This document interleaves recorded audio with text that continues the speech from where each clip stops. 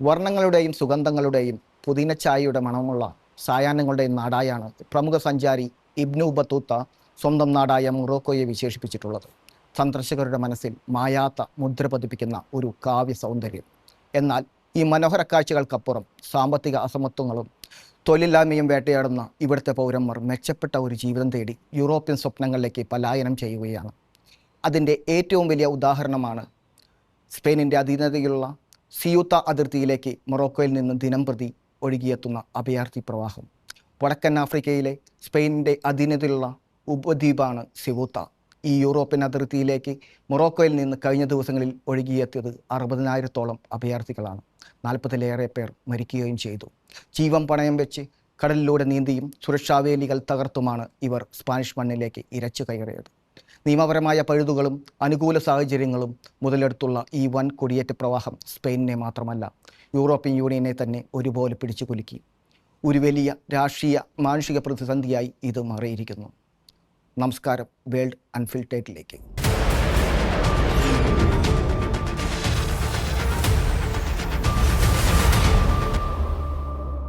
ഇന്ന് ഈ ഒരു അഭയാർത്ഥി പ്രവാഹത്തിന് പ്രധാന കാരണമായി നിൽക്കുന്നത് ജൂലൈ ആദ്യവാരം സ്പെയിൻ സുപ്രീം കോടതിയുടെ ഉത്തരവാണ്.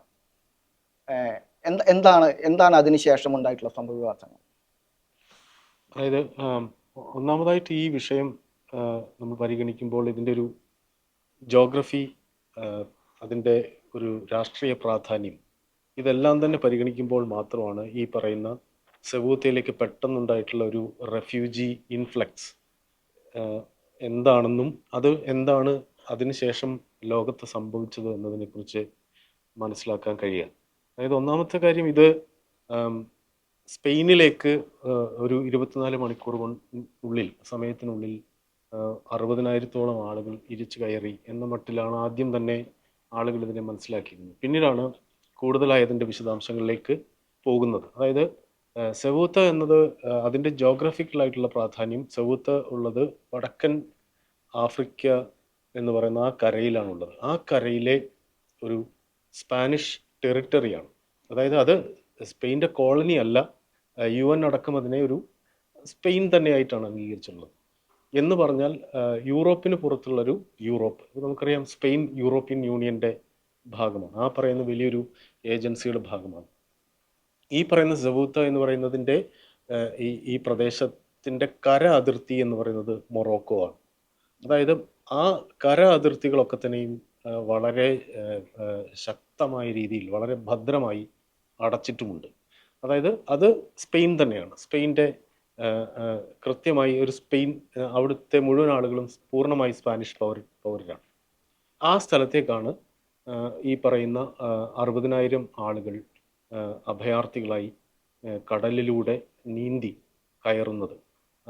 അപ്പം നേരത്തെ തന്നെ ഈ ചോദ്യം വരാം, എന്തുകൊണ്ട് ഇവർക്ക് ആ കരയിലൂടെ പ്രവേശിക്കാൻ കഴിയുന്നില്ല? അത് കര കൃത്യമായി അടച്ച് അവിടെ വലിയ സുരക്ഷ സ്പെയിനും ഒപ്പം തന്നെ മൊറോക്കോയും, ഈ രണ്ട് രാജ്യങ്ങളും തമ്മിലൊരു കൃത്യമായ ഒരു ബൈലാറ്ററൽ കരാർ അനുസരിച്ചിട്ടാണത് നിയന്ത്രിച്ചു പോരുന്നത്.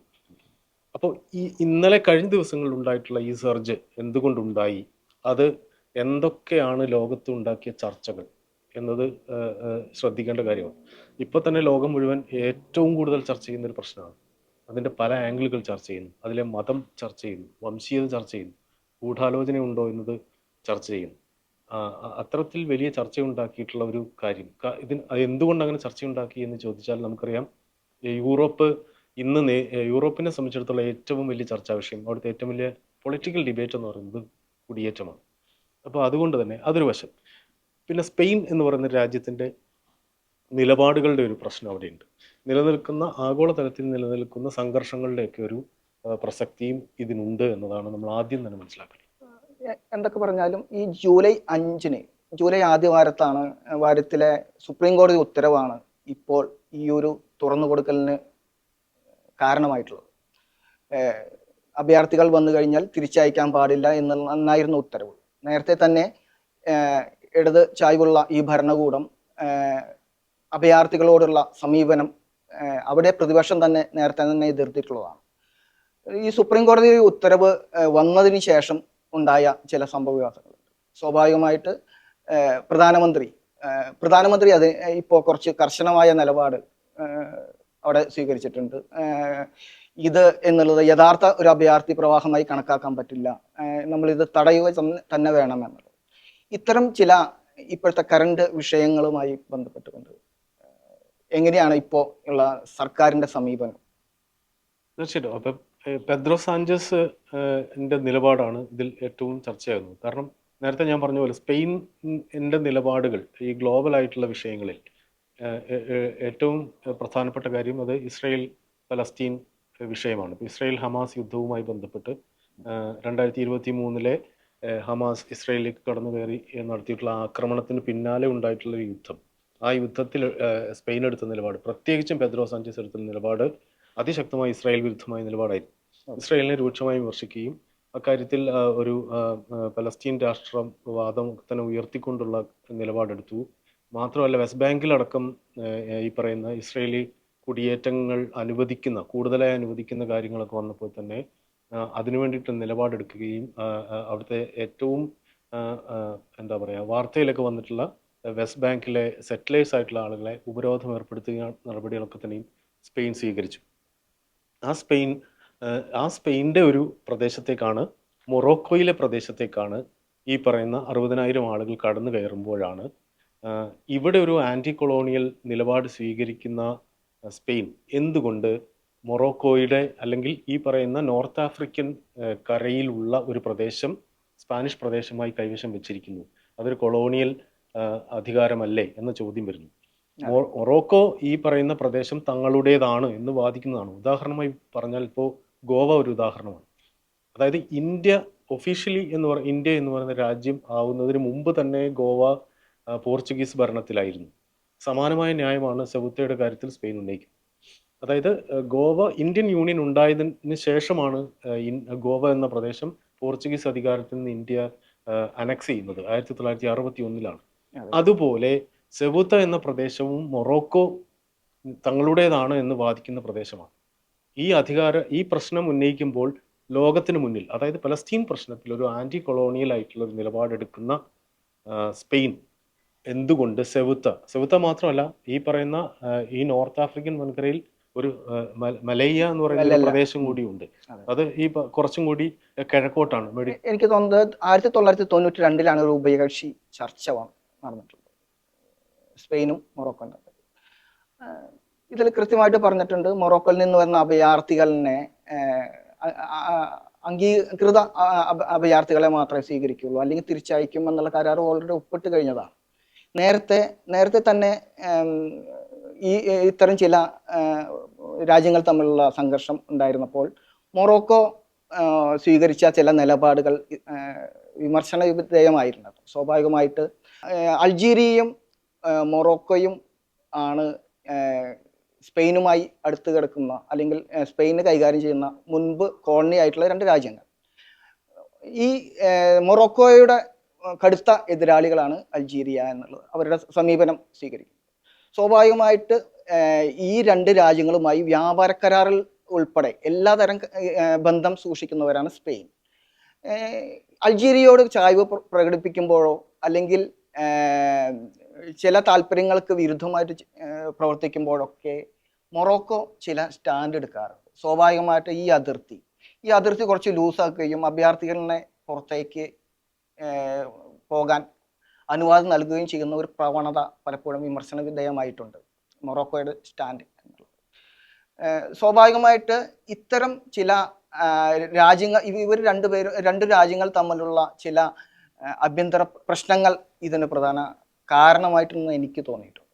തീർച്ചയായിട്ടും ഈ നേരത്തെ ഈ പറഞ്ഞ ഘടകങ്ങൾ അതിൽ വലിയ പ്രാധാന്യമുള്ള കാര്യമാണ്. അതായത് ഈ അൾജീരിയയുമായിട്ടുള്ള സ്പെയിൻ്റെ ബന്ധം, മൊറോക്കോയുമായിട്ടുള്ള ബന്ധം, ഈ മേഖലയിലെ ചില പ്രശ്നങ്ങൾ, അതിലേക്ക് ഞാൻ വരാം. അതിനു മുമ്പ് ഈ സ്പെയിൻ്റെ സുപ്രീം കോടതി ഉത്തരവുമായി ബന്ധപ്പെട്ട കാര്യം. സ്പെയിൻ്റെ സുപ്രീം കോടതി ഈ അടുത്ത സമയത്താണ് അങ്ങനെ ഒരു വിധി പ്രഖ്യാപിക്കുന്നത്. അതായത് സ്പെയിൻ്റെ സുപ്രീം കോടതി ഉത്തരവ് ഇതാണ്. അതായത് കരയിലൂടെ വരുന്ന സമയത്ത് ഇവരെ പെട്ടെന്ന് തിരിച്ചയക്കുന്നു. അതായത് ഉടനടി, അതായത് ഒരു അഭയാർത്ഥി ശ്രമം ഉണ്ടായാൽ, അങ്ങനെ കടന്നു കയറാനുള്ള ശ്രമം ഉണ്ടായാൽ അപ്പോൾ തന്നെ അവരെ റിജക്റ്റ് ചെയ്യുന്ന ഒരു രീതി കടലിൽ പാടില്ല എന്ന നിലക്കാണ്. അതായത് ആ ഫ്രോണ്ടിയറിനെ ഒന്ന് ഒന്ന് ഒന്ന് ഒന്ന് ഡിഫൈൻ ചെയ്യുവാണ് സുപ്രീം കോടതി ചെയ്തത്. അതായത് കടലിലൂടെ നീന്തി വരുന്ന ഒരാളെ ആ വരുന്ന വഴിക്ക് തടഞ്ഞാൽ അവരോട് സ്വീകരിക്കേണ്ടത് അവരെ ഉടനടി അങ്ങ് റിജക്റ്റ് ചെയ്യുകയല്ല വേണ്ടത്. അവരെ ഇൻഡിവിജ്വലി എടുത്തിട്ട് നമുക്ക് അവരുടെ വിവരങ്ങൾ രേഖപ്പെടുത്തണം. അവരെ ആ നിലയ്ക്ക് തന്നെ ഒരു നിയമ നടപടിക്രമങ്ങൾ പാലിക്കണമെന്നാണ് സുപ്രീം കോടതി പറഞ്ഞത്. ഈ ഉത്തരവിനെ ലളിതവത്കരിച്ച് സോഷ്യൽ മീഡിയയിലൂടെ വലിയ രീതിയിലുള്ള പ്രചാരം കൊടുത്തു. അതായത് സുപ്രീം കോടതി ഈ പറയുന്ന ബാരിയറുകളെല്ലാം എടുത്തു മാറ്റുന്നു. ആർക്ക് വേണമെങ്കിലും ഈ സൗത്തേയിലേക്ക് പോകാം എന്ന നിലക്കുള്ളൊരു ഒരു പ്രചാരണം വലിയ രീതിയിൽ സോഷ്യൽ സാമൂഹ്യ മീഡിയ മാധ്യമ പ്രചാരണം ഇതിൽ പ്രധാന ഘടകമാണെന്ന് അത് വിലയിരുത്തലുണ്ട്. സ്വാഭാവികമായിട്ട് ടിക്ടോക്കും ഇൻസ്റ്റാഗ്രാമും പോലുള്ള റീൽസൊക്കെയാണ് ഇതിന് പ്രധാനമായിട്ട് പ്രചോദനമായിട്ട് പറഞ്ഞു വരുന്നത്. ഓരോ ആൾക്കാരും നമ്മുടെ ഇതിൻ്റെ അതിർത്തി കടന്നു വരുന്ന ഓരോരുത്തരും റീൽസും മറ്റു സാമൂഹ്യ മാധ്യമങ്ങൾ ഉപയോഗിച്ച് ഞങ്ങൾ യൂറോപ്യൻ കരയിലെത്തി എന്ന് പറഞ്ഞുകൊണ്ട് ആഹ്ലാദ പ്രകടനം നടത്തുക. അതിന് പ്രചാരണം കിട്ടിയത് സ്വാഭാവികമായിട്ടും ഇത്തരം ഒരു ഒരു കുത്തൊഴുക്കിന് കാരണമായിട്ടുണ്ടാവില്ലേ? സ്വാഭാവികം. അതിനു മുമ്പ് തന്നെ, അതായത് ഇങ്ങനെ ഈ പറയുന്ന 60,000 പേര്, നമുക്ക് സെവുത്തയിലുള്ള ആകെയുള്ളത് 80,000 പേരാണ്. 87,000 പേരാണ്.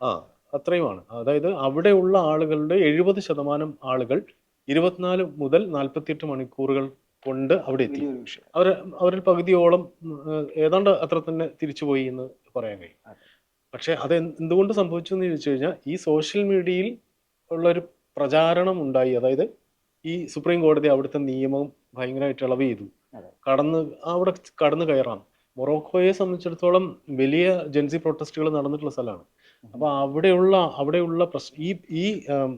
ഈ അഭയാർത്ഥികൾ, അതായത് ഇപ്പൊ സെവുത്തയിലേക്ക് കടന്നിട്ടുള്ള അഭയാർത്ഥികൾ ഒരു ക്ലാസിക്കൽ റെഫ്യൂജി ഇതിൽ വരുന്നതല്ല. നമുക്കറിയാം, ഇപ്പം സംഘർഷങ്ങളിൽ നിന്ന് ഓടിപ്പോവുക, ഏതെങ്കിലും തരത്തിലൊരു പീഡനങ്ങളിൽ നിന്ന് അതിജീവിച്ചു പോവുക എന്ന നിലക്കല്ല. ഇതെന്ന് പറയുന്നത് കൂടുതൽ മെച്ചപ്പെട്ടൊരു ജീവിതം സാധ്യമാവുക. അതിന് മൊറോക്കോയിൽ ഉള്ള യൂറോപ്പാണല്ലോ ഈ സെവുത്ത. അവിടുത്തെ നിയമങ്ങൾ കുറച്ചും കൂടി, അവിടുത്തെ ഹ്യൂമാനിറ്റേറിയൻ ലോ വേറെയാണ്. അപ്പൊ അവിടെ എത്തിക്കഴിഞ്ഞാൽ അവരെ ആ നിലയ്ക്ക് പരിഗണിക്കാനുള്ള ബാധ്യത അവർക്കുണ്ട്. അത് ഒരുപക്ഷെ ഭാവിയിൽ ഇവിടേക്കുള്ള കുടിയേറ്റത്തിന് സഹായിച്ചേക്കാം. ഇതിൽ ഏറ്റവും പ്രധാനപ്പെട്ട കാര്യം ഇതിൽ കൂടുതൽ ആളുകളും വളരെ യുവാക്കളായിട്ടുള്ള ആളുകളായിരുന്നു എന്നതാണ്. അതിൽ 7,000 പേര് മൈനേഴ്സ് ആയിരുന്നു. ഒരു റിപ്പോർട്ടിൽ ഞാൻ വായിച്ചതാണ്. അതിൽ 16 വയസ്സുള്ള ഒരു പെൺകുട്ടി, ഞാനൊന്ന് നടക്കാൻ പോകട്ടെ എന്ന് പറഞ്ഞുകൊണ്ട് പോയ പെൺകുട്ടി നീന്തി കയറി അവിടെ എത്തി. ഒരു 12കാരനായ ഒരു കുട്ടി ഇതുപോലെ മറ്റ് വീട്ടിൽ പറയാതെ നീന്തി കയറി ഇവിടെ എത്തി. അവരുടെയൊക്കെ വെർഷൻ എന്തായിരുന്നു എന്ന് ചോദിച്ചു കഴിഞ്ഞാൽ, എനിക്ക് ഒരു നല്ല ജീവിതം ഉണ്ടായിട്ട് വേണം അമ്മയെ സഹായിക്കാൻ എന്ന് പറയുന്ന തരത്തിലുള്ള സംഗതികളും ഇതിലുണ്ട്. തീർച്ചയായിട്ടും നമുക്ക് കണക്കുകൾ പറയുന്നത് ഈ സാമ്പത്തിക അസമത്വം ഒരു ഘടകമാണ്, അതോടൊപ്പം തൊഴിലില്ലായ്മ വലിയൊരു ഘടകമാണ്. മൊത്തത്തിൽ 13% മൊറോക്കോയിലെ തൊഴിലില്ലായ്മ എന്നുള്ളത്. പക്ഷേ യുവജനങ്ങളുടെ ഇടയിൽ 24 വയസ്സിന് താഴെയുള്ളവരുടെ ഇടയിൽ അത് 29%. സ്വാഭാവികമായിട്ട് ആ ഒരു തൊഴിലില്ലായ്മ ഒരു പ്രധാന ഘടകമായിട്ട് വിലയിരുത്തപ്പെടുന്നുണ്ട്.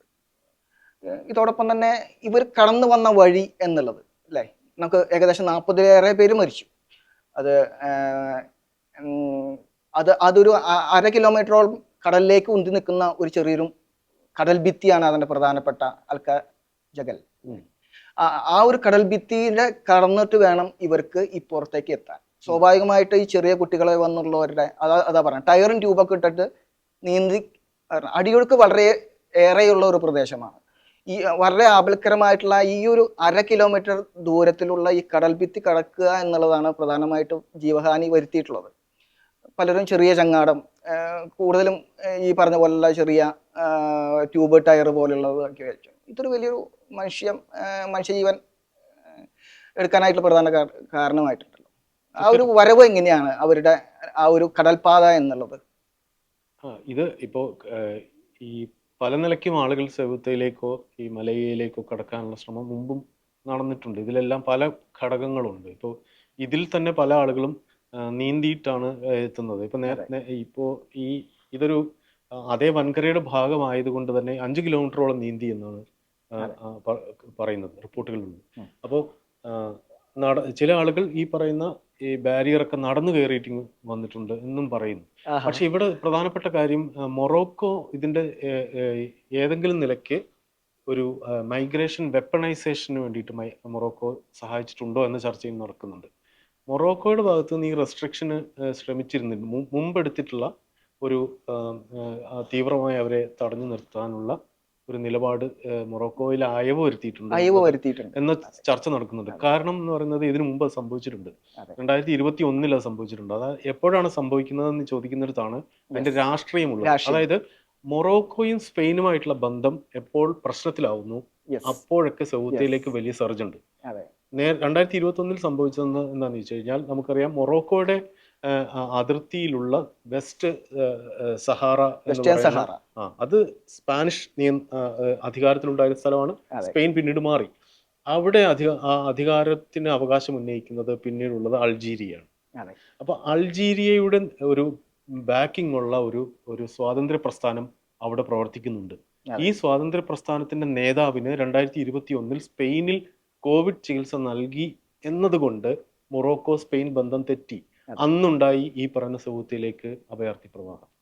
അതേപോലെ ഇപ്പൊ എന്താ സംഭവിച്ചെന്ന് വെച്ചാൽ ഈ ജൂലൈ 20 സാഞ്ചസ് അൾജീരിയയിലേക്ക് പോയിട്ടുണ്ട്. അവർ അൾജീരിയയുമായി ചർച്ചകളൊക്കെ നടന്ന സാഹചര്യത്തിൽ കൂടിയാണ് ഇത് സംഭവിക്കുന്നത്. അങ്ങനെയാണ് എന്ന് നമുക്ക് ഒരു എത്തിച്ചേരാൻ കഴിയില്ല എങ്കിൽ പോലും ഇതാണ് ഈ വെസ്റ്റേൺ സഹാറ പ്രധാനമായിട്ട് ഇതിൽ പരാമർശിക്കേണ്ട ഒരു വിഷയമാണെന്ന് തോന്നുന്നു.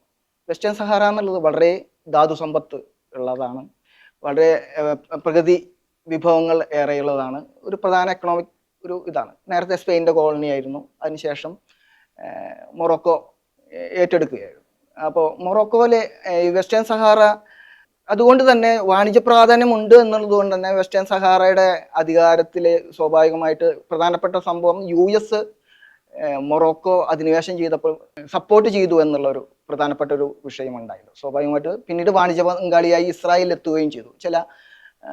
ചില തരത്തിലുള്ള ചർച്ച ചെയ്യപ്പെടേണ്ട ചില വിഷയങ്ങൾ ആ ഒരു ബന്ധത്തിലുണ്ടായിട്ടുണ്ട് വെസ്റ്റേൺ സഹാറയുമായി ബന്ധപ്പെട്ടുകൊണ്ട്. വളരെ പരാമർശിക്കപ്പെടേണ്ടതും മൊറോക്കോയുടെ ഇപ്പോഴത്തെ നടപടികൾക്ക് കാരണമെന്ന് സൂചിപ്പിക്കാവുന്നതുമായിട്ടുള്ള ചില കാര്യങ്ങളുണ്ടെന്ന് തോന്നുന്നു, അല്ലേ? തീർച്ചയായിട്ടും ഉണ്ട്.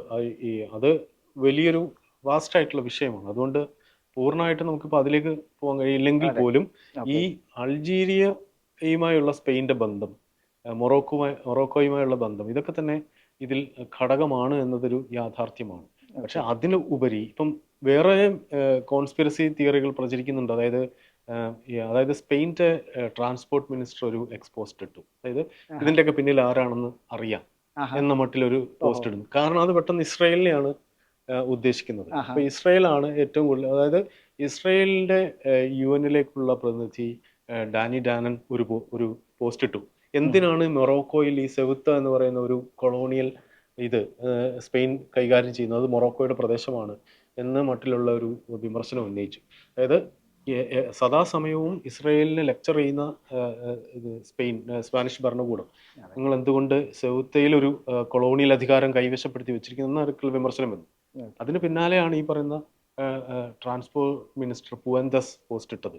അതായത് ഇതിന്റെ പിന്നിൽ ആരാണെന്ന് അറിയാം. അതോടുകൂടി ഒരു വലിയ നിലക്കുള്ള സമൂഹ മാധ്യമങ്ങളിൽ ഇതിന്റെ പിന്നിൽ ഒരു മൊസാദ് അല്ലെങ്കിൽ അമേരിക്കൻ ബന്ധമുള്ള ഒരു വലിയ നിലക്കുള്ള ഒരു ശ്രമം നടന്നിട്ടുണ്ട് എന്ന നിലയ്ക്ക് ചർച്ചയും അങ്ങനെ ആളുകൾ അത് പ്രൊപ്പഗേറ്റ് ചെയ്യുന്നുണ്ട്. മറു സൈഡിൽ തീവ്ര വലതുപക്ഷവാദികളൊക്കെ തന്നെയും ഇത് യൂറോപ്പിലേക്കുള്ള ഒരു മുസ്ലിം മൈഗ്രേഷനാണ്, അതിനെ കീഴടക്കാനുള്ള ശ്രമമാണ് എന്ന നിലയ്ക്കുള്ള ചർച്ചയും വേറൊരു വശത്തുകൂടി നടക്കുന്നുണ്ട്. ഈ രണ്ട് കോൺസ്പിറസികളുടെയും ഇടയിൽ ഫാക്റ്റുകൾ വേറെ ഉണ്ട്. അത് ആ ഫാക്റ്റുകളുടെ അവരവർക്ക് ഇഷ്ടമുള്ള ഫാക്റ്റുകൾ തിരഞ്ഞെടുത്ത് അതിന്മേൽ ഒരു വാദം ബിൽഡ് ചെയ്ത് അത് പ്രചരിപ്പിക്കുക എന്നത് മാത്രമാണ്. യാഥാർത്ഥ്യം അവിടെ വേറെ ഉണ്ട്, അത് അന്വേഷിക്കുക എന്നുള്ളതാണ് നമ്മൾ ചെയ്യേണ്ടത്. അപ്പോൾ വെസ്റ്റേൺ സഹാറ ഒരു ഘടകമാണ്. പിന്നെ കാനറി ദ്വീപ് സ്വാഭാവികമായിട്ട് ഇത്തരം വിഷയങ്ങളിൽ പ്രധാനമായിട്ട് കഴിഞ്ഞ ഒരു 2 വർഷം വരെ മുമ്പിലുണ്ടായിരുന്ന കാനറി ദ്വീപ് എന്നുള്ളത് അറ്റ്ലാന്റിക്കിന്റെ നടുവിലുള്ള ഒരു ദ്വീപാണ്. അതിലാണ് ഏറ്റവും കൂടുതൽ അഭയാർത്ഥികൾ എത്തിയിട്ടുള്ളത്, സ്വാഭാവികമായിട്ടും എത്താറുള്ളത്. 3000 ചില്ലാനം പേര് അവിടെ എത്തിയിട്ടുണ്ട്, പ്രതിവർഷം എത്താറുണ്ട്, അഭയാർത്ഥികളായിട്ട് എത്താറുണ്ട് എന്നൊക്കെ പറയും. ഇത്തരം കുടിയേറ്റങ്ങൾ എങ്ങനെയാണ് സ്വാഭാവികമായിട്ട് ഈ ആഫ്രിക്കൻ ഈ ഒരു ഇതിൽ നിർണായകമാകുന്നത്? ഇത് ഈ പറയുന്ന ഈ ഉണ്ടായിട്ടുള്ള ഈ അഭയാർത്ഥി പ്രവാഹത്തിന്റെ അനന്തര ഫലങ്ങളാണ് ഈ ചർച്ചകളൊക്കെ തന്നെ. എല്ലാം ചർച്ചയാവുന്നുണ്ട്. ഇപ്പോൾ സ്പെയിനിൽ തന്നെയുള്ള എന്താ പറയുക, പരമാധികാര ആവശ്യങ്ങൾ, സ്വാതന്ത്ര്യ ആവശ്യങ്ങളൊക്കെ തന്നെ ചർച്ചയാവുന്നുണ്ട്. കാറ്റലോണിയ ഒരു വിഷയമാവുന്നുണ്ട്. ആൻഡലൂസിന്റെ വിഷയം പലരും ഉയർത്തുന്നുണ്ട്. അപ്പം ഈ ഒരു കൊളോണിയലിസം ഈ പല രീതിയിൽ ആളുകൾ കൈകാര്യം ചെയ്തു. ഇപ്പോൾ സ്പെയിന് വേറൊരു വാദമുണ്ട്. അതായത് സൌത്ത എന്ന് പറയുന്നത് മൊറോക്കോയുടെ ഭാഗമാണെന്ന് മൊറോക്കോ പറയുമ്പോഴും അത് മൊറോക്കോ രൂപീകരിക്കപ്പെടുന്നതിന് മുമ്പ് തന്നെ സ്പെയിൻ കൈകാര്യം ചെയ്യുന്നത്. അങ്ങനെ UN അടക്കം അതിനെ ഒരു കോളനി ആയിട്ടല്ല ലിസ്റ്റ് ചെയ്യുന്നത്. അതുകൊണ്ട് മറ്റ് ഉദാഹരണങ്ങളൊന്നും തന്നെ ഒരു കൊളോണിയൽ എന്ന് പറയുന്ന ആരോപണം സ്പെയിനെ ബാധിക്കില്ല എന്നതിന്റെ ഒരു ലീഗാലിറ്റി സ്പെയിൻ അനുകൂലമായിട്ടുണ്ട്. UN ഒക്കെ നിലപാടുകൾ, അന്താരാഷ്ട്ര ഏജൻസികളുടെ നിലപാടുകളൊക്കെ ഇപ്പോൾ എങ്ങനെയാണ്? അതാണ് UN ഇക്കാര്യത്തിൽ അതിനെ ഒരു കൊളോണിയൽ ഇതായിട്ട് കാണുന്നില്ല. അത് സെവുത്ത ഒരു കൊളോണിയൽ.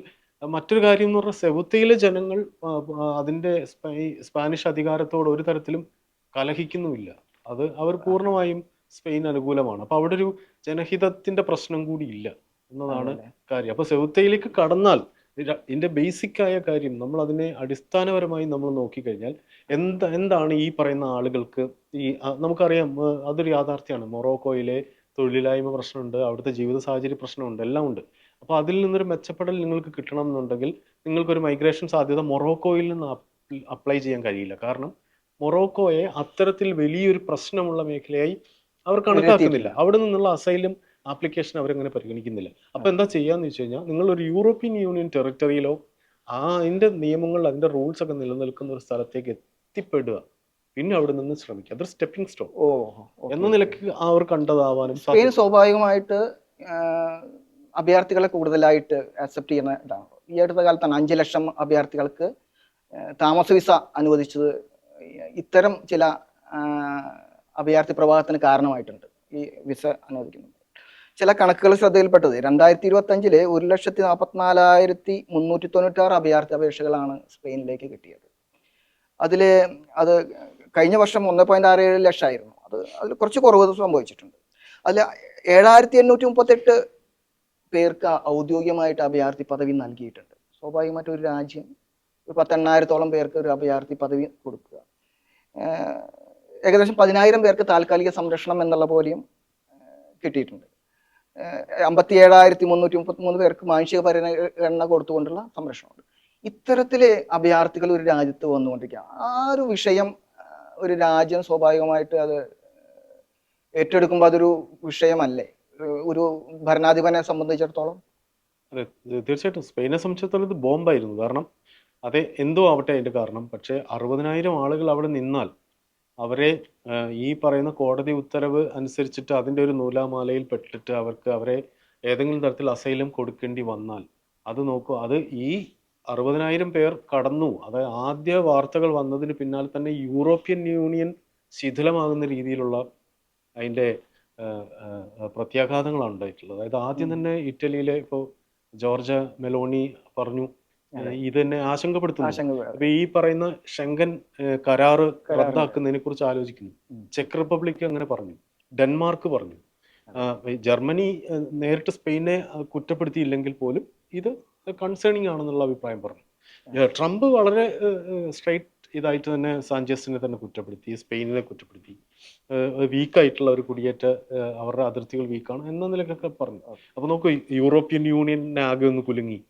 ലോകം മുഴുവൻ യൂറോപ്പ് നേരിടുന്ന ഏറ്റവും വലിയ പ്രശ്നം ഈ പറയുന്ന ഒരു കുടിയേറ്റ വിരുദ്ധത എന്ന് പറയുന്ന വികാരം അവിടെ ഉണ്ട് എന്നതും ഈ പറയുന്ന സർജ് കണ്ടതോടുകൂടി ഇനി 60,000 പേർ കൂടി വരികയോ എന്ന നിലയ്ക്ക് ഉള്ള ഒരു ആശങ്ക ജനിപ്പിക്കാൻ കഴിഞ്ഞു എന്നതാണ്. അതൊരു പൊളിറ്റിക്കൽ ആയിട്ടുള്ള ഒരു മൂവ്, അതിന് പൊളിറ്റിക്കൽ ഇംപ്ലിക്കേഷൻ ഉണ്ടായി എന്നത് യാഥാർത്ഥ്യമാണ്. കടുത്ത തൊഴിലില്ലായ്മയും ദാരിദ്ര്യവും മാത്രമല്ല, ലോകത്ത് ഉരുത്തിരിഞ്ഞ ഭൗമരാഷ്ട്രീയം കൂടി ഓരോ കുടിയേറ്റത്തിനും പിന്നിലുണ്ട്. മാനുഷിക പ്രതിസന്ധി എന്നതിലുപരി കുടിയേറ്റം എന്ന യാഥാർത്ഥ്യം ലോകരാഷ്ട്രങ്ങൾക്ക് മുമ്പിൽ തീർക്കുന്ന വെല്ലുവിളികൾ കൂടുതലായി പരിഹരിക്കപ്പെടേണ്ടതുമാണ്. ഇതിൽ നിർണായക പങ്കുവഹിക്കേണ്ട അന്താരാഷ്ട്ര ഏജൻസികൾ മൗനം തുടരുമ്പോൾ ആ മനുഷ്യരുടെ അതിജീവന പോരാട്ടം ഇനി എത്ര നാൾ അവഗണിക്കാൻ കഴിയും എന്ന ചോദ്യം കൂടി മനുഷ്യരാശിക്ക് മുമ്പിൽ ഉയരുന്നുണ്ട്.